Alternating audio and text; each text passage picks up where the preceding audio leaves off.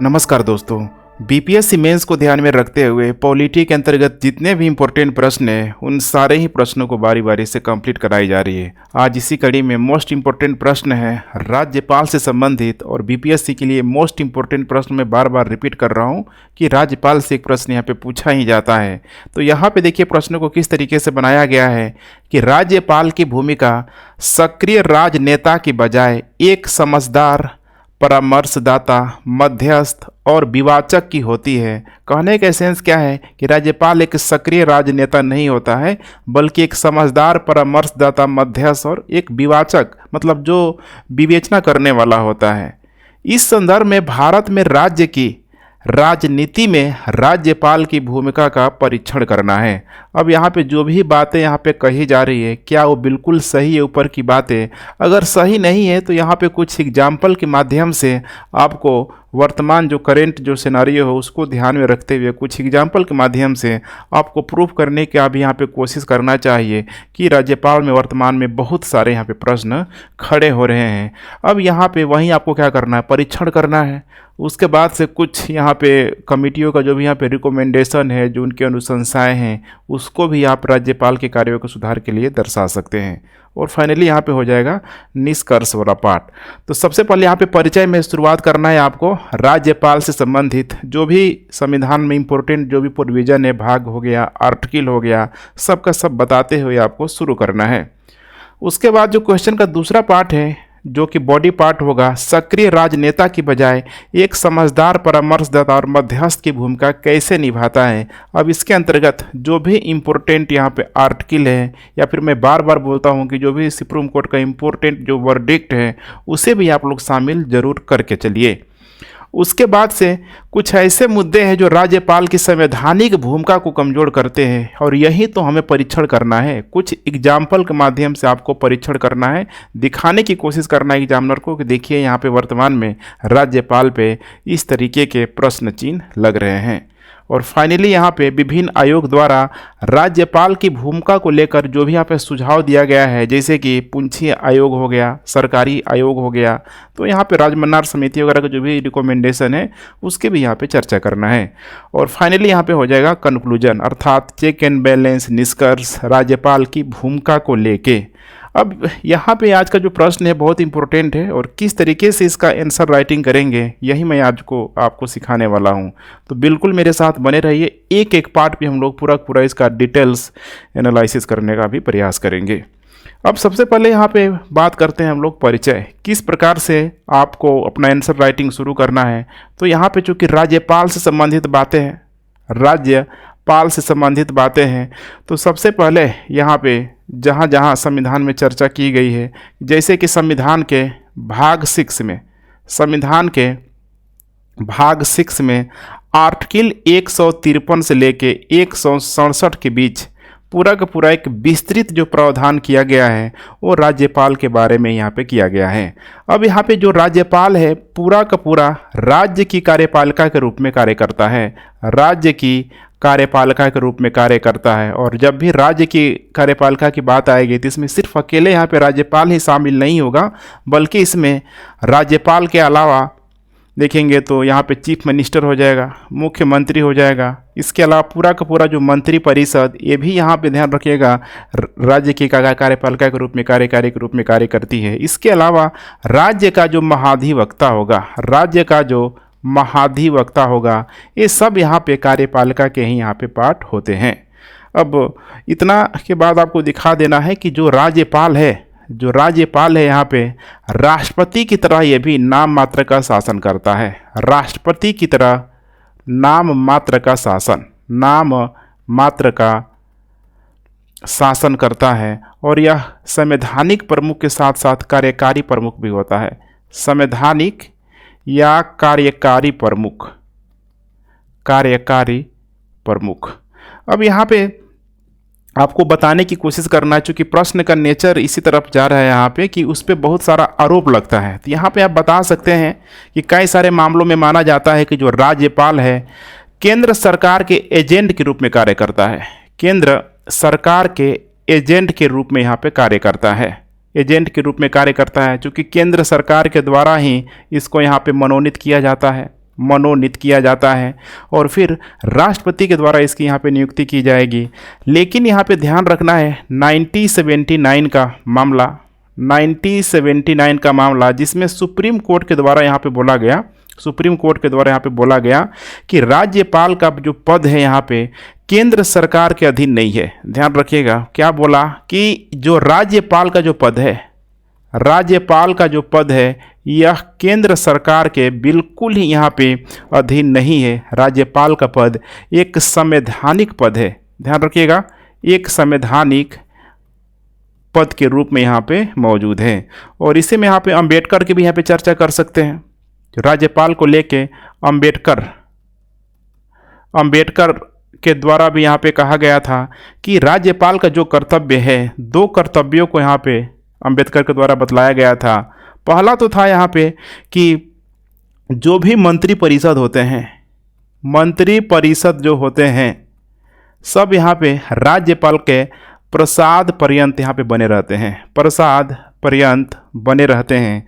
और दूसरा यहाँ पे जो राज्यपाल है मंत्री परिषद को यहाँ पे सलाह दे सकता है, इसके साथ साथ चेतावनी दे सकता है, पुनर्विचार के लिए भी यहाँ पे बोल सकता है, पुनर्विचार के लिए भी यहाँ पे बोल सकता है।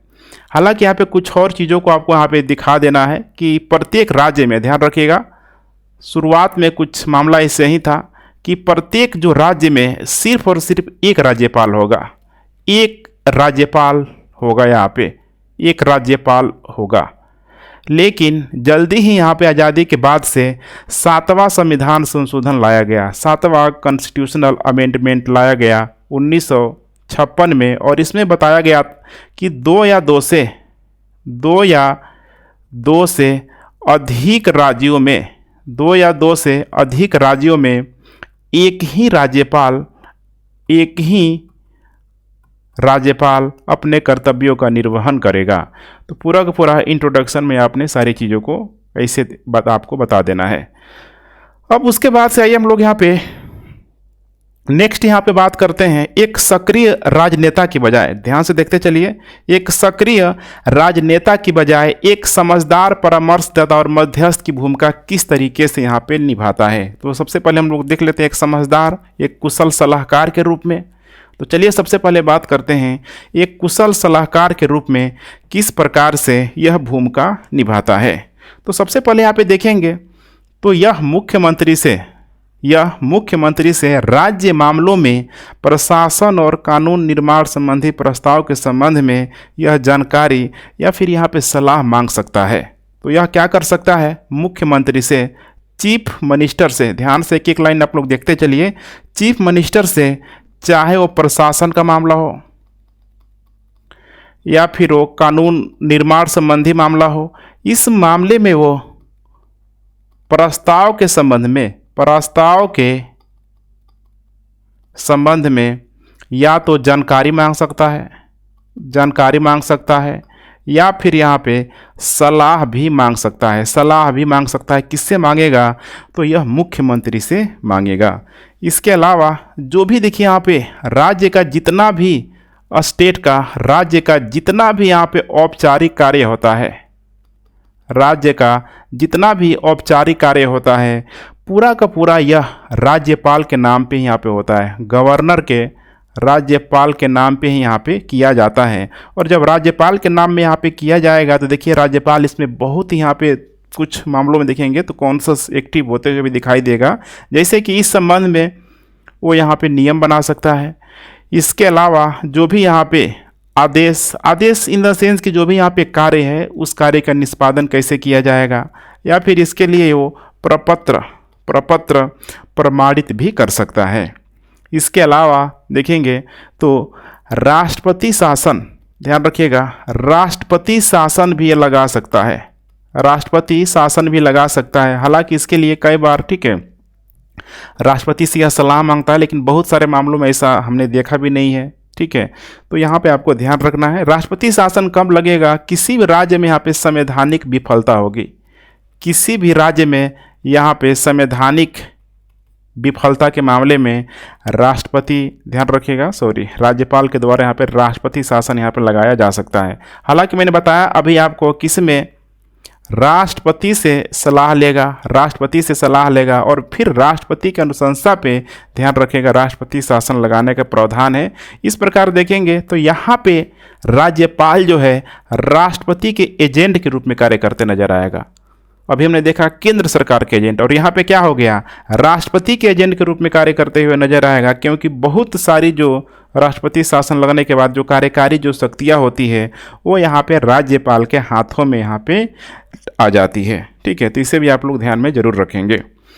उसके बाद यहाँ पे हम लोग बात कर लें नियुक्ति को लेके तो बहुत सारे राज्य में देखेंगे जो भी बड़े बड़े जो पद हैं उनकी ये लोग, ठीक है, मैंने इसके द्वारा यहाँ पे नियुक्ति भी किया जाता है। जैसे कि नंबर 1 हो जाएगा यहाँ पे सीएम, चीफ मिनिस्टर हो गया, जो भी यहाँ पे मंत्री हो गया। इसके अलावा हाई कोर्ट का जो यहाँ पे न्यायाधीश हो जाएगा, जुडिशरी, ध्यान रखिएगा, न्यायाधीश। उसके अलावा राज्य का, स्टेट का जो इलेक्शन कमीशन होगा। इसके अलावा जो भी यहाँ पे पीसीएस का जो अध्यक्ष होगा, पब्लिक सर्विस कमीशन, जिस स्टेट में यहाँ पे गया हुआ है उसका अध्यक्ष या फिर यहाँ पे सदस्य, सबकी नियुक्ति यही करेगा। नियुक्ति तो करेगा ये, लेकिन ध्यान रखिएगा इसको हटा नहीं सकता है, बल्कि हटाया जाएगा राष्ट्रपति के द्वारा हटाया जाएगा। इसके अलावा कुछ और मामलों में आप लोग देखेंगे तो जैसे कि यह हाई कोर्ट और जो भी यहाँ पे पीएससी, ध्यान रखिएगा, हाई कोर्ट और पीएससी जो भी यहाँ पे आयोग के जो भी यहाँ पे अध्यक्ष हैं, उन लोगों के परामर्श के आधार पे न्यायिक सेवा में जो भी नियुक्तियाँ हैं उसकी भी यहाँ नियुक्तियाँ कर सकता है। नेक्स्ट, अब दूसरा है यहाँ पे मध्यस्थ के रूप में किस तरीके से ये अपना रोल प्ले कर रहा है। जैसे कि राज्य विधायिका में यह विधानमंडल का सत्र बुला सकता है। विधानमंडल का, ध्यान रखिएगा, सत्र बुला सकता है। इसके अलावा सत्रावसान भी कर सकता है। सत्रावसान का मतलब यहाँ पे सत्र को ख़त्म करना। इसके अलावा उसको ये भंग भी कर सकता है। इतना अधिकार राज्यपाल के पास होता है। इसके अलावा जब भी यहाँ पे पहली बार यहाँ पे चुनाव होगी, मैंने प्रत्येक आम चुनाव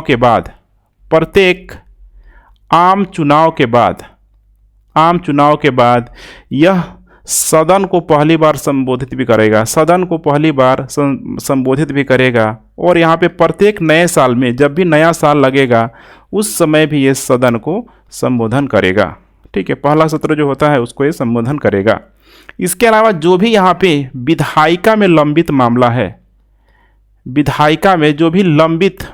यहाँ पे लंबित मामला, जैसे कि अगर कोई विधेयक लंबे समय से फंसा है, लोगों के हित में है, तो उस विधेयक को लेके यह सदन में संदेश भेज सकता है कि इस विधेयक में यहाँ पे काम होना चाहिए, मैंने अपना ये सलाह दे सकता है। इसके अलावा बहुत सारे विधेयकों के मामले में यह कुछ विधेयक को राष्ट्रपति के लिए यहाँ पे आरक्षित भी कर सकता है। और यहाँ पे मैंने बताया था अभी आपको एक की टर्म कि राष्ट्रपति शासन लागू कर सकता है राष्ट्रपति के सिफारिश पे राष्ट्रपति शासन इसके द्वारा लागू भी किया जा सकता है। इसके अलावा यहाँ पे विधायिका की अयोग्यता को लेके यह मध्यस्थ की भूमिका भी निभाता है। मध्यस्थ, ठीक है, बीच वाली भूमिका। उसके बाद थर्ड नंबर है विवाचक के रूप में। अब देखिए विवाचक के रूप में किस प्रकार से विवेचना करता है। तो जैसे सबसे पहले हम लोग बात करते हैं, दोषी व्यक्तियों को अगर दंड दिया गया है किसी भी, ध्यान रखिएगा, कानून के यह विरुद्ध जा सकता है। तो यहाँ पे अगर दोषी व्यक्ति को यहाँ पे अपराध के मामले में, ठीक है, अगर इसको यहाँ पे दंड दिया गया है, ध्यान रखिएगा, अगर इसको दंड दिया गया है तो यह कानून के विरुद्ध जाके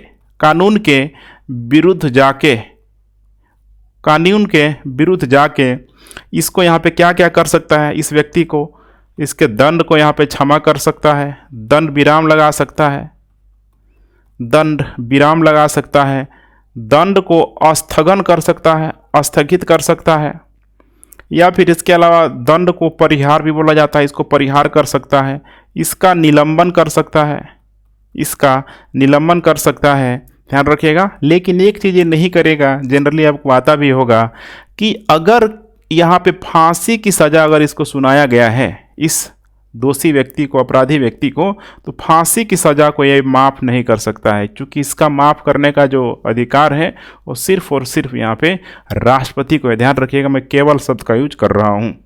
इसके अलावा यहाँ पे इसको अध्यादेश जारी करने की भी शक्ति है, अध्यादेश जारी करने की भी शक्ति है, लेकिन इसमें एक कंडीशन है कि विधानमंडल का सत्र यहाँ पे चल नहीं रहा हो तो यह अध्यादेश जारी कर सकता है, कानून ही यहाँ पे पूरी तरीके से लागू हो जाएगा वो। लेकिन इसमें भी एक कंडीशन है कि अगर कोई भी अध्यादेश राज्यपाल के द्वारा जारी किया गया है तो उसको 6 महीने के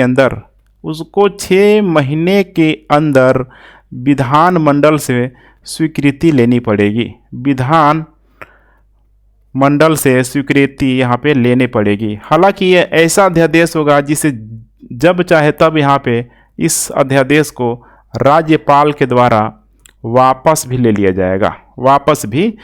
लिया जाएगा, इसके अलावा अगर सपोज करिए चुनाव हो रहा है, विधानसभा को चुनाव हो रहा है और किसी दल को यहाँ पर बहुमत नहीं मिल रहा है, अगर दल का बहुमत यहाँ पे नहीं मिल पा रहा है तो कैसे यहाँ पे राज्य सरकारें चलेगी। तो उस कंडीशन में यह क्या करेगा, तो दल का बहुमत नहीं होने पे यह विधानसभा को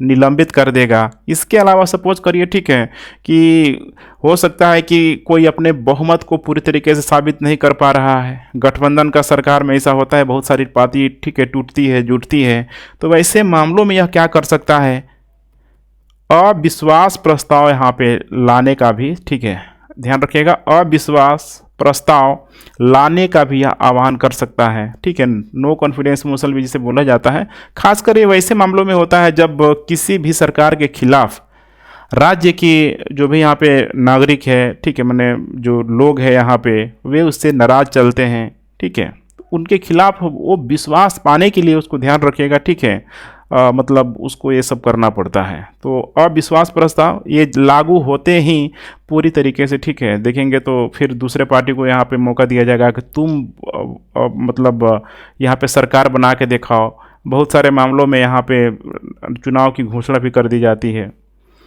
नेक्स्ट है यहाँ पे राज्य विधानमंडल द्वारा पारित विधेयक, राज्य विधानमंडल द्वारा पारित विधेयक, कोई भी विधेयक को यहाँ पे अगर राज्य विधानमंडल के द्वारा अगर पारित किया गया है तो उस विधेयक के संदर्भ में राज्यपाल की क्या क्या शक्तियाँ हैं, जैसे कि उस विधेयक को यह स्वीकार कर सकता है, तुरंत स्वीकृति दे सकता है, इसको यह रोक सकता है, इसके अलावा यह पुनर्विचार के लिए भेज सकता है, लेकिन एक कंडीशन है पुनर्विचार के लिए, ठीक है, जब धन विधेयक आएगा तो नहीं भेज सकता है, धन विधेयक के मामले में लागू नहीं होगा। अदरवाइज यह राष्ट्रपति के लिए सुरक्षित रख सकता है, राष्ट्रपति के लिए सुरक्षित रख सकता है रिव्यू कराने के लिए। उसके बाद से यहाँ पे नेक्स्ट हम लोग बात करते हैं कुछ ऐसे मुद्दे भी है जो राज्यपाल की संवैधानिक भूमिका को कमजोर करते हैं। अब इसमें आपको करेंट सिनेरियो को ध्यान में रखते हुए कुछ एग्जाम्पल के माध्यम से इसका आंसर राइटिंग करने का प्रयास करना है। जैसे कि इसमें 5 मुद्दों को मैंने यहाँ पे शामिल किया गया है। तो सबसे पहले हम लोग देखते हैं यहाँ पे केंद्र द्वारा राज्यपाल की शक्ति का दुरुपयोग। माने अगर इसको देखेंगे तो यह सबसे बड़ा कारण है, ध्यान रखिएगा, सबसे बड़ा जो कारण है, सबसे बड़ा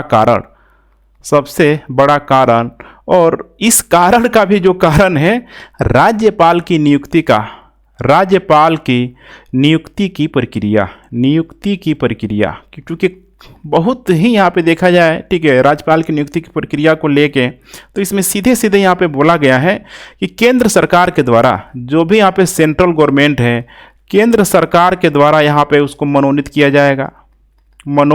जाएगा। माने यहाँ पे क्लियर हो जाएगा कि राज्यपाल यही बनेगा और इस मनोनीत व्यक्ति को अब राष्ट्रपति यहाँ पे नियुक्त कर देगा, राष्ट्रपति नियुक्त कर देगा किसी भी राज्य के राज्यपाल पद के लिए। अब बस हो गया, ये चला गया राज्यपाल बनने, चाहे हम लोग वेस्ट बंगाल की बात कर ले, केरला की बात कर ले, कर्नाटक की बात कर ले, हर जगह जाएगा, ठीक है। जैसे कि अब इसी चीज़ को लेके यहाँ पे इसका दुरुपयोग होते हुए दिखाई देगा, जिससे कुछ एग्जाम्पल के माध्यम से हम लोग समझते हैं। जैसे कि दिल्ली सरकार बहुत चर्चा में रहती है, दिल्ली सरकार को आपको चर्चा करना है। दिल्ली सरकार वर्सेस यहाँ पे दिल्ली का जो लेफ्टिनेंट गवर्नर माने यहाँ पे बिल्कुल देखेंगे 36 का आंकड़ा चलता है। दिल्ली सरकार समझ रहे हैं ना, दिल्ली एक केंद्र शासित प्रदेश है यहाँ पे, ठीक है। इससे आप एक्सेप्शनल तौर पे देख सकते हैं कि दिल्ली, ठीक है, एक केंद्र शासित प्रदेश होने के बावजूद भी यहाँ पे डायरेक्ट केंद्र का शासन नहीं होता है, लेकिन यहाँ पे दिल्ली में अपनी दिल्ली की सरकार होती है, जो ठीक है लोगों के द्वारा अपनी चुने गए प्रतिनिधि भी होते हैं। इसीलिए यहाँ पे दिल्ली सरकार अर्थात जो भी यहाँ पे राज्य विधानसभा की जो प्रक्रिया होती है यहाँ पे पूरी तरीके से होती है। लेकिन यहाँ पे कौन होता है? Lieutenant governor. और दोनों के बीच देखेंगे तो इतनी अधिक समस्या है यहाँ पे, और उस समस्या का कारण यही है, ठीक है, दलगत राजनीति। उसके बाद से एक और आपको एग्जाम्पल देना है, ठीक है, यहाँ पे केरल सरकार का, केरल सरकार वर्सेस वहाँ का जो राज्यपाल, बहुत फेमस नाम है अभी वर्तमान में है ये, आरिफ मोहम्मद खान। बहुत फेमस पर्सनालिटी है, माना जाता है कि 4 बार ये लोकसभा के सदस्य रह चुके थे, आरिफ मोहम्मद खान, ठीक है। अब आरिफ मोहम्मद खान को देखेंगे यहाँ पे तो बीजेपी के द्वारा यहाँ पे केरल में राज्यपाल पद के लिए यहाँ पे मनोनीत किया गया। अब केरल सरकार में देखेंगे तो यहाँ पे लेफ्ट हो गया, बीजेपी यहाँ पे राइट हो गया। तो इस मामले में एक विचारधारा का भी हमें प्रभाव दिखाई देता है। और आरिफ मोहम्मद खान को यहाँ पे लेकर अगर बात किया जाए, ठीक है, तो इसको, ठीक है, बीजेपी ने शामिल इसीलिए किया गया है ताकि एक मुस्लिम चेहरा मिल पाए। आरिफ मोहम्मद खान की विचार जो धारा है देखेंगे यहाँ पे कई मामलों में कांग्रेस के आइडियोलॉजी के यहाँ पे खिलाफ जाती है, खासकर कांग्रेस की जो नीतियाँ हैं मुस्लिमों को लेके, ठीक है, उसकी आलोचना करते हुए नजर आते हैं। तो ये भी एक बहुत बड़ी ध्यान रखिएगा समस्या का कारण है। दूसरा है यहाँ पे केंद्र सरकार की कठपुतली, ध्यान रखिएगा, केंद्र सरकार की कठपुतली। अब यहाँ पे कुछ एग्जाम्पल के माध्यम से हम लोग देखने का प्रयास करते हैं। 3 एग्जाम्पल मैं आपको दे रहा हूँ। जैसे कि यहाँ पे राजस्थान का राज्यपाल, इस पे राजस्थान के राज्यपाल पे, ठीक है, यह आरोप लगा कि इसने आचार संहिता का, सब सोचिए यहाँ पे कितना बड़ा चीज़ है, आचार संहिता का राजस्थान के गवर्नर के द्वारा उल्लंघन यहाँ पे किया गया। ध्यान रखिएगा, उल्लंघन किया गया। और ये उल्लंघन करने का कारण क्या था? तो केंद्र के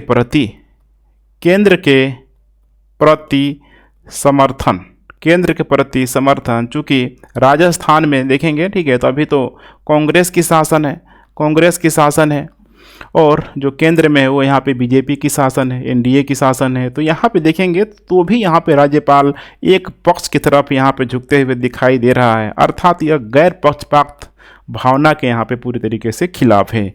इसीलिए यहाँ पे राज्यपाल को देखेंगे तो अलग अलग नामों से संबोधित किया जाता है, क्रिटिसाइज किया जाता है। जैसे इसे बोला जाता है केंद्र का एजेंट, राज्यपाल हो ना हो यह केंद्र का एजेंट है।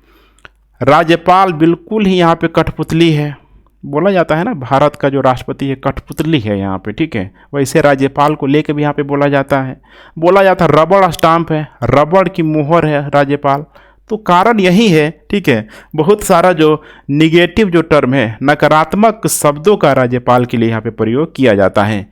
ठीक वैसे ही एग्जाम्पल है यहाँ पे एक आंध्र प्रदेश के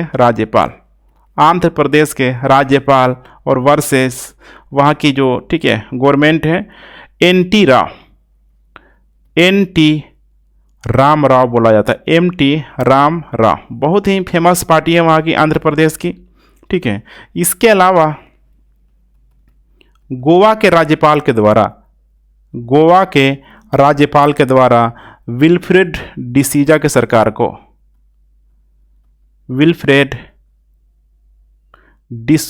सरकार को यहाँ पे देखेंगे ना, इन दोनों ही मामलों में, आंध्र प्रदेश और गोवा के मामलों में, गवर्नर के द्वारा राज्य सरकार को बर्खास्त कर दिया गया, अब ये जो बर्खास्त किया गया ये कैसा रवैया है, खुद सोच के देखिए।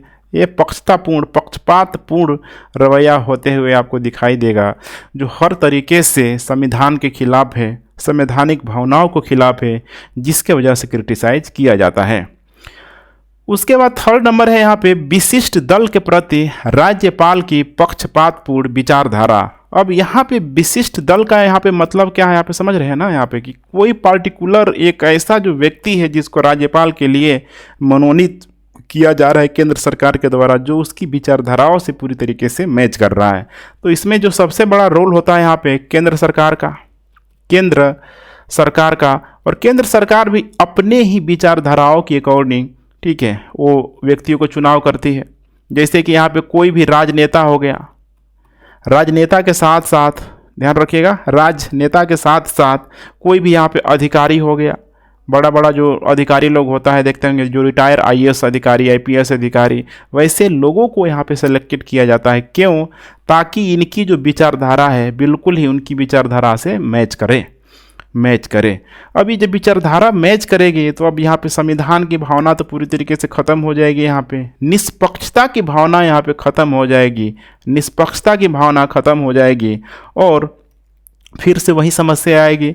अभी हमने देखा आंध्र प्रदेश और यहाँ पे गोवा वाली समस्या, जिसके वजह से, ठीक है, मैंने वैसा कोई संविधान में प्रावधान नहीं है, उसके बाद भी यहाँ पे किसी भी राज्य की सरकारों को बर्खास्त कर देना, ये सबसे बड़ी समस्या का कारण था। वैसे ही यहाँ पे महाराष्ट्र के राज्यपाल, ये भी बहुत चर्चा में रहते हैं। महाराष्ट्र के राज्यपाल, ठीक है, इन पे भी आरोप लगता है कि ये भी हो ना हो, ठीक है, मतलब जातिवादी भावनाओं से ग्रस्त होकर कुछ न कुछ टिप्पणी करते नजर आते हैं। इनका नाम मैं लिख देता हूँ, भगत सिंह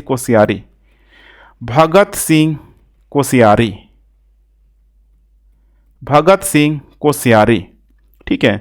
तो इनके साथ भी कुछ न कुछ समस्याएं हैं। ये भी कुछ यहाँ पे मैंने बोला भी कि जातिगत टिप्पणियाँ करते हुए आपको नजर आएंगे। जैसे कि अभी इन्होंने हाल ही में जो टिप्पणी जो किया हुआ था छत्रपति शिवाजी को लेके एक अम्बेडकर यूनिवर्सिटी में, शायद जहाँ तक मुझे ध्यान है, गए थे, ठीक है, होता है ना जब यहाँ पे डिग्री बंटवारे को लेके जब अतिथि के रूप में जब उनको बुलाया जाता है कन्वोकेशन वगैरह की प्रक्रिया में, तो जब वहाँ पे गए तो इन्होंने बोला कि देखो, ठीक है, जब हमारे यहाँ जब हम लोग पढ़ाई कर रहे थे तो टीचर हमसे पूछते थे कि तुम्हारा असली हीरो कौन है। लेकिन आज वर्तमान पीढ़ी को असली हीरो के लिए बहुत पीछे नहीं जाना है, शिवाजी वगैरह बहुत पीछे हो चुके हैं, ठीक है, अभी नया अंबेडकर को बताना है। तो ऐसी कुछ टिप्पणियाँ जो है उनकी यहाँ पे कहीं न कहीं यहाँ पे समस्या पैदा करती है। और छत्रपति के नाम पे, शिवाजी के नाम पे महाराष्ट्र के लोग कुछ भी सुनने के लिए तैयार नहीं, ध्यान रखिएगा, ठीक है। तो छत्रपति, दूसरा इन्होंने टिप्पणी जो दिया था सावित्रीबाई फुले को लेकर, सावित्रीबाई फुले और, ठीक है, ज्योतिराव के बीच, जो कि दोनों पति पत्नी थे। सावित्रीबाई फुले का, ठीक है, उम्र उस समय जब विवाह हुआ तो उनका तो 10 साल था, और ज्योतिराव का यहाँ पे 13 साल था। तो उस समय इन लोगों का क्या हुआ था, विवाह हुआ। तो ये अभी यहाँ पे बोल रहे हैं कि जब इनका विवाह हुआ तो ये लोग उस समय 10, 12, 13 साल की उम्र में लोग क्या कर रहे होंगे। तो कुछ न कुछ आपको दिखाई देगा यहाँ पे राज्यपाल की गरिमा को माने तार तार करते हुए भी वे लोग नजर आएगा। इसके अलावा एक और व्यक्ति है वेस्ट बंगाल का, ठीक है, हालांकि अब तो चेंज हो चुके हैं, जगदीप धनखड़े। इनको तो यहाँ पे वेस्ट बंगाल के सीएम के द्वारा सीधे सीधे बोल दिया था जगदीप धनखड़े को कि यह सरकार का एजेंट है। उस समय बोला भी गया था, ठीक है, मामला बहुत कॉम्प्लिकेटेड था। इसके बाद नेक्स्ट है विशेष राजनीतिक दल की ओर यहाँ पे झुकाव। ये भी बड़ी समस्या है, विशेष राजनीतिक दल की ओर यहाँ पे झुकाव। तो देखिए इसमें यहाँ पे होता क्या है, थोड़ा ध्यान से आप लोग समझने की कोशिश कीजिए कि देखिए चुनाव के बाद सबसे बड़ा जो दल होता है या फिर गठबंधन का नेता है उसको आमंत्रित किया जाता है। जब भी यहाँ पे चुनाव होता है तो उसको आमंत्रित किया जाता है। सबसे बड़ा दल या फिर गठबंधन का जो भी यहाँ पे नेता होगा कि आओ और अपनी बहुमत सिद्ध करो, सरकार बनाओ। लेकिन यहाँ पे कई मामलों में ऐसा होता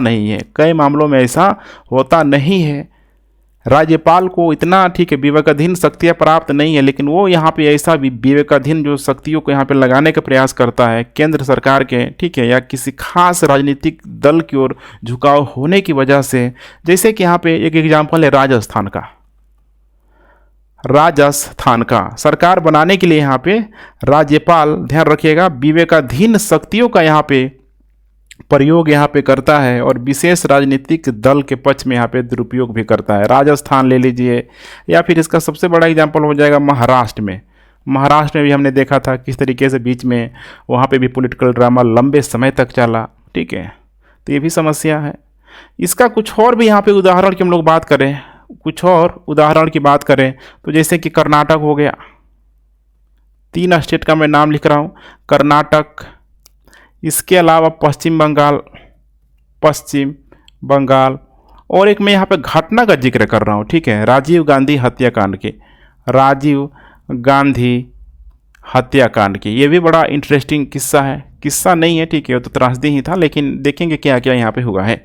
तो कर्नाटक में यहाँ पे देखेंगे आप लोग, ठीक है, तो ये आया था 1989 में, ठीक है, एस.आर. बोम्बई मामला भी इसको जाना जाता है, एस.आर. बोम्बई के नेतृत्व में, ठीक है, उसमें शायद जनता दल की यहाँ पे सरकार थी, तो उस सरकार को यहाँ पे ध्यान रखिएगा बर्खास्त कर दिया गया था, उस सरकार को यहाँ पे बर्खास्त कर दिया गया था, ठीक है, मैंने सदन पे बहुमत सिद्ध करने के बाद भी, सदन पे बहुमत सिद्ध करने के बाद भी एस.आर. बोम्बई के द्वारा, ठीक है, उसकी अनुमति को यहाँ पे इनकार कर दिया गया था। अर्थात यहाँ पे 356 का दुरुपयोग करने का प्रयास किया गया था राज्यपाल के द्वारा, ठीक है। जब मामला गया सुप्रीम कोर्ट में तो सुप्रीम कोर्ट ने भी यहाँ पे राज्यपाल को, ठीक है, मतलब समझ रहे हैं ना, अच्छा खासा परामर्श दिया। उसके बाद से यहाँ पे पश्चिम बंगाल में जैसे कि 2020 की जो घटना है, 2020 की घटना है जब जेपी नड्डा के काफिले पे यहाँ पे अटैक किया गया वेस्ट बंगाल में, तो उस समय यहाँ पे देखेंगे तो अमित शाह वगैरह ने बहुत अधिक टिप्पणी किया हुआ था। उसमें ममता बनर्जी ने भी टिप्पणी कर दिया, ममता बनर्जी ने भी टिप्पणी यहाँ पे कर दिया। उस समय देखिए राज्यपाल थे, ठीक है, जगदीप धनखड़े, उन्होंने जगदीप धनखड़े के द्वारा यहाँ पे बोला गया था कि मैडम आग से ना खेले, सोचिए मैडम आग से ना खेले। तो आपको दिखाना होगा यहाँ पे एक संवैधानिक पदों पे रहते हुए कोई व्यक्ति इस तरह का स्टेटमेंट कैसे दे सकता है। राजीव गांधी हत्याकांड में देखेंगे यहाँ पे एक बहुत ही फेमस नाम है ए.जी. पेरारिवलन की, ए.जी. पेरारिवलन की, माने ए.जी. पेरारिवलन को यहाँ पे राजीव गांधी हत्याकांड में मास्टर माइंड माना जाता है, मास्टर माइंड, क्योंकि यहाँ पे, ठीक है, समझ रहे हैं ना, जो रिमोट वाला जो बम होता है उससे, ठीक है, राजीव गांधी को यहाँ पे उस बम से उड़ाया गया था। तो माना जाता है कि उस रिमोट की जो बैटरी था, ठीक है, उस रिमोट की जो बैटरी था इसी ए.जी. पेरारिवलन ने प्रोवाइड कराया हुआ था। तो यहाँ पे दया याचिका भेजा गया था, दया याचिका भेजा गया था इनके द्वारा राज्यपाल के पास, लेकिन राज्यपाल ने बहुत लंबे समय तक, ध्यान रखिएगा, ठीक है, उसको टालते रहा, विलम्ब करते रहा, और अभी 2022 में इनको, ठीक है, जमानत मैंने होता है ना, जमानत रख के यहाँ पे उनको रिहा किया गया है। तो सुप्रीम कोर्ट ने भी यहाँ पे राज्यपाल को, ठीक है, कुछ ज्ञान जरूर दिया ही दिया था। तो कुछ बातों को यहाँ पे आपको, ठीक है, बताने की कोशिश करना है। उसके बाद नेक्स्ट है आर्टिकल 356 का दुरुपयोग, और अभी बहुत हो रहा है इसका दुरुपयोग। और 356 लगता कब है, खुद आप सोच के देखिए, कितने दिन मैंने आपको पढ़ाया हुआ है चीज़, ठीक है, संवैधानिक विफलता के बाद, जब राज्यों में संवैधानिक विफलता यहाँ पे आ जाती है, खासकर सरकार बनाने को लेके, तब यहाँ पे राष्ट्रपति शासन, प्रेसिडेंट, ठीक है, रूल यहाँ पे लगाया जाता है 356 का प्रयोग करके। और यहाँ पे होता क्या है, देखिए, जब राष्ट्रपति शासन लगता है तो सीधे सीधे यहाँ पे सेंटर का हमने देखा कि कंट्रोल हो जाता है, सेंट्रल का कंट्रोल हो जाता है स्टेट पे। अब सोचिए, ये तो पूरा संवैधानिक ढांचे के खिलाफ है। और मैंने आपको भी बताया था कि ये तभी जाके होगा, भारत का संघीय ढांचा एकात्मक व्यवस्था में तभी तब्दील होगा जब आपातकाल, नेशनल इमरजेंसी 352 लगेगा, 352 लगेगा, तब जाके एकात्मक हो सकता है। और यहाँ पे 356 में ऐसा कोई प्रावधान नहीं है, लेकिन फिर भी केंद्र के द्वारा राज्यों का यहाँ पे क्या किया जा रहा है, पूरी तरीके से मैंने कब्जा इसको बोला जाता है, ध्यान रखिएगा, कब्जा बोला जाता है। जैसे कि इसका एक अच्छा एग्जाम्पल है, बिहार का ही मामला है, 2005 का रामेश्वरी प्रसाद का मामला,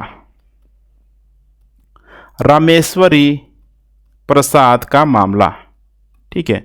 तो हुआ क्या था यहाँ पे, तो 2005 में बिहार में राष्ट्रपति शासन लगा दिया गया था, बिहार में राष्ट्रपति शासन लगा दिया गया था। इसका मतलब ही क्या है यहाँ पे, कि विधानसभा का विघटन कर दिया गया था, क्योंकि राज्यपाल को तो अधिकार है विघटन कर देना, सत्रवास कर देना, शुरू कर देना, सब यहाँ पे है। तो जब मामला गया यहाँ पे सुप्रीम कोर्ट ने, तो सुप्रीम कोर्ट ने अपना जो, ठीक है, स्टेटमेंट दिया कि जो राज्यपाल है, ध्यान से सुनिए आप लोग, जो राज्यपाल है व्यक्तिपरक आकलन के आधार पे निर्णय यहाँ पे नहीं ले सकता है। व्यक्तिगत मामलों के आधार पे निर्णय राज्यपाल नहीं ले सकता है। और यहाँ पे देखेंगे तो 356 का भी वर्तमान में जो स्थिति है कि इसका जुडिशियल रिव्यू किया जा सकता है। जुडिशियल रिव्यू, न्यायिक समीक्षा इसका किया जा सकता है कि किसी राज्यपाल ने लिया तो किस बेसिस पे लिया, किस आधार पे उसने 356 का प्रयोग करके राष्ट्रपति शासन को लगाया। उसके बाद आइए हम लोग बात करते हैं, थोड़ा सजेशन भी देना जरूरी है क्योंकि समस्याएं तो बहुत सारी थी। अब विभिन्न आयोग द्वारा राज्यपाल की भूमिका को लेकर कुछ सुझाव दिया गया है, जैसे कि इसमें दो बहुत इंपॉर्टेंट है, सरकारी आयोग, MM पूंछी आयोग। इसके अलावा राजमन्नार समिति का भी कुछ टिप्पणी आप कर सकते हैं। राजमन्नार समिति का टिप्पणी जिन्होंने 300, ठीक है, शायद मेरे ख्याल से 65 है, ठीक है, 365 को हटाने की बात की थी। तो चलिए हम लोग देखते हैं इसको भी। सबसे पहले हम लोग बात करते हैं सरकारी आयोग की। सरकारी आयोग ने साफ साफ बोला था कि देखो मेन जो कारण है ना, ये जो कारण है यहाँ पे राज्यपाल की नियुक्ति को लेके, राज्यपाल की नियुक्ति के लेके, राज्यपाल कौन व्यक्ति है उसको लेके। तो यहाँ पे इनके द्वारा जो अनुशंसा जो दिया गया था कि जो राज्यपाल हो ये हमेशा कोशिश करना चाहिए कि यह प्रतिष्ठित व्यक्ति हो, प्रतिष्ठित व्यक्ति हो। इसके अलावा जिस राज्य में राज्यपाल जा रहा है उस राज्य का वो निवासी नहीं हो, ध्यान रखिएगा, उस राज्य का निवासी नहीं हो, सक्रिय राजनीति में बहुत अधिक पार्टिसिपेट नहीं किया हो, सक्रिय राजनीति में बहुत अधिक पार्टिसिपेट नहीं किया हो, वैसे लोगों का राज्यपाल बनाया जाना चाहिए। दूसरा इसने बताया कि देखो जो भी यहाँ पे स्थानीय राजनीति होती है, क्षेत्रीय राजनीति, स्थानीय राजनीति, उसमें बहुत अधिक राज्यपाल को इंटरेस्ट नहीं लेना चाहिए, जगदीप धनखड़ टाइप का, ठीक है। तो वैसे यहाँ पे मतलब ठीक है, इंटरेस्ट नहीं लेना चाहिए। और यहाँ पे बताया गया नियुक्ति की प्रक्रिया, कि नियुक्ति की प्रक्रिया यहाँ पे किस प्रकार से होना चाहिए। तो इनके द्वारा बताया गया, मैंने इस कमेटी के द्वारा रिकमेंड किया गया कि इसमें मुख्यमंत्री की यहाँ पे परामर्श लिया जाए। इसके अलावा वाइस प्रेसिडेंट, इसके अलावा जो लोकसभा के अध्यक्ष है, इन तीनों ही लोगों के परामर्श के आधार पे CM, vice president, Lok Sabha speaker के परामर्श के आधार पे यहाँ पे गवर्नर की नियुक्ति हो, गवर्नर की नियुक्ति हो। उसके बाद इनके द्वारा एक और रिकमेंडेशन किया गया कि राज्यपाल का अगर सेकेंड टर्म अगर कंप्लीट हो चुका हो, माने 2 बार अगर कोई भी राज्यपाल अगर बन चुका हो, तो उसके बाद से इसको 2 ही पद मिल सकता है, एक यहाँ पे वाइस प्रेसिडेंट, दूसरा प्रेसिडेंट। इसके अलावा कोशिश यही करना चाहिए कि दोबारा एक किसी भी लाभ के पद पे ठीक है, इसको दोबारा यहाँ पे ठीक है नियुक्ति नहीं किया जाए। तो ये था सरकारी आयोग का रिकमेंडेशन। अब देख लेते हैं हम लोग MM पूंछी आयोग की रिकमेंडेशन। अब यहाँ पे थोड़ा कुछ बातें कॉमन आपको देखने के लिए मिलेगी। इनके द्वारा यहाँ पे बताया गया कि जिस व्यक्ति को राज्यपाल ठीक है बनाना है, कोशिश यही करना चाहिए कि उसकी यहाँ पे सक्रिय राजनीति में भागीदारी ना हो, सक्रिय राजनीति में भागीदारी नहीं हो। लेकिन वर्तमान में हम लोग देख क्या रहे हैं, वैसे ही व्यक्तियों को राज्यपाल बनाया जा रहा है जिसकी सक्रिय राजनीति में भागीदारी पहले बहुत अधिक रही है। इसके अलावा इनके द्वारा बताया गया यहाँ पे नियुक्ति को लेके थोड़ा इन्होंने अपना दायरा और बड़ा किया, थोड़ा दायरा बड़ा करने का प्रयास किया। बहुत ही कॉम्प्लिकेटेड देखेंगे कि प्रधानमंत्री इसमें शामिल होना चाहिए, वाइस प्रेसिडेंट शामिल होना चाहिए, होम मिनिस्टर को भी इन्होंने रखा, होम मिनिस्टर भी होना चाहिए, लोकसभा स्पीकर, और यहाँ पे जो भी राज्य का जो ठीक है CM है, यहाँ पे संबंधित CM ठीक है, देख रहे हैं 5-5 लोगों के परामर्श के आधार पे यहाँ पे गवर्नर की नियुक्ति यहाँ पे होनी चाहिए। इसके अलावा इनके द्वारा एक खास अनुशंसा दिया गया कि राज्यपाल के लिए जो प्रसाद पर्यंत का सिद्धांत है, राज्यपाल के लिए जो प्रसाद पर्यंत का जो सिद्धांत है, इसको ख़त्म कर देना चाहिए। संविधान से ही प्रसाद पर्यंत को यहाँ पे हटा देना चाहिए। और इन्होंने थोड़ा राज्यपाल को लेके अच्छी बात बोला, राज्यपाल के अधिकारों को लेके कि राज्यपाल को जो हटाने का जो अधिकार है ये विधायिका से प्रस्तावित होना चाहिए, और अभी कौन है, केंद्र एक रिमोट ठीक है दबाएगा, सारे राज्यपाल की यहाँ से वहाँ सफलिंग हो जाएगी, ठीक है। तो विधायिका से प्रस्तावित होना चाहिए, न कि केंद्र सरकार के द्वारा, न कि केंद्र सरकार के द्वारा। तो यहाँ पे एक अच्छा रिकमेंडेशन थोड़ा सा मुझे दिखाई दिया। हालांकि देखिए कोई भी रिकमेंडेशन है, कोई भी नियम कानून आप बना लीजिए, भारत में लूप होल लोग यहाँ पे निकाल ही लेंगे, ठीक है, समस्या रहती ही रहती है। उसके बाद आइए हम लोग यहाँ पे लास्ट हम लोग बात करते हैं यहाँ पे निष्कर्ष के रूप में। तो निष्कर्ष में देखिए आपको यही बताने की कोशिश करना है कि अगर भारत में संवैधानिक लोकतंत्र को अगर बचाना है तो उसमें राज्यपाल की जो भूमिका है यहाँ पे बहुत अहम हो सकती है। संवैधानिक लोकतंत्र को अच्छे से चलाना है, अगर इसे बचाना है तो यहाँ पे गवर्नर की भूमिका अहम रोल प्ले कर सकती है। इसीलिए गवर्नर को यहाँ पे एक सक्रिय राजनेता के बजाय शुरुआती में जो ठीक है बातें कहा गया था राज्यपाल के लिए कि इसको एक परामर्शदाता, एक मध्यस्थ, एक विचारक के रूप में इसको ठीक है बताया गया है, ठीक है, जो यहाँ पे कहीं न कहीं संवैधानिक भूमिका भी प्रदान करते हुए नजर आएगा। हमने शुरुआत में इसको ठीक है साबित भी किया था। हालांकि आपको दूसरी तरफ थोड़ा बहुत इसका क्रिटिसाइज भी करना है। हालांकि कई बार होता क्या है कि सेंटर और स्टेट के बीच संबंधों को लेके यहाँ पे बीच में कौन आ जाता है, राज्यपाल आ जाता है। या तो सेंटर की तरफ झुका रहेगा या तो स्टेट की तरफ, अधिकतर मामलों में सेंटर की तरफ यहाँ पे झुका रहता है। और इसी की वजह से तानातनी टेंशन फोर्स यहाँ पे लगने लगता है। अब इसी चीज़ को यहाँ पे लेके सुप्रीम कोर्ट ने यहाँ पे बोला भी है कि राज्यपाल अपने विवेक का उपयोग नहीं कर सकता है। अब जब भी विवेक का उपयोग करेगा दलगत राजनीति का शिकार हो जाएगा। अपने विवेक का उपयोग नहीं कर सकता है और मंत्री परिषद की जो सलाह है उसको सख्ती से पालन करना होगा। मंत्री परिषद की जो सलाह है सख्ती से उसे पालन करना होगा, एकदम पालन करना ही करना है। और किसी राजनीतिक विचारधारा और दल के तरफ इसका झुकाव नहीं होना चाहिए। किसी भी राजनीतिक विचारधारा या जो भी दल हो उसके तरफ इसका झुकाव नहीं होना चाहिए।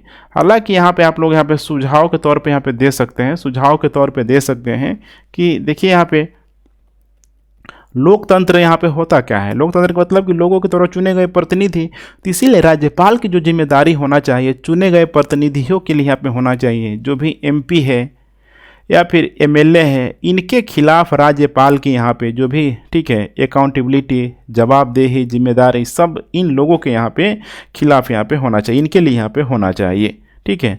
और इस मामले में अगर देखा जाए तो सेंटर और स्टेट के बीच राज्यपाल एक कड़ी के रूप में यहाँ पे कार्य कर सकता है, लेकिन कैसा, इथिकल वैल्यू से, निष्पक्ष तरीके से उसे करना पड़ेगा। और इसमें एक सुझाव भी आप दे सकते हैं, जैसे कि राजमन्नार समिति की जो रिकमेंडेशन है, इन्होंने बोला सबसे मूल जो समस्या है यहाँ पे 365 को लेके जो राष्ट्रपति शासन लगाने से संबंधित है यहाँ पे, ठीक है। तो 365 को यहाँ पे अगर ख़त्म कर दिया जाए, 365 को यहाँ पे अगर ख़त्म कर दिया जाए तो काफ़ी समस्या यहाँ पे हल हो सकती है। सोचिए, काफ़ी समस्या हल हो सकती है। तो यही था कंप्लीट पूरा इसका आंसर राइटिंग। आपको ठीक है यहीं से अपने शब्दों में, अपनी भाषा में लिखने का प्रयास करना है। अपना फीडबैक आप लोग देते रहें एंड थैंक्स फॉर वॉचिंग। जय हिंद।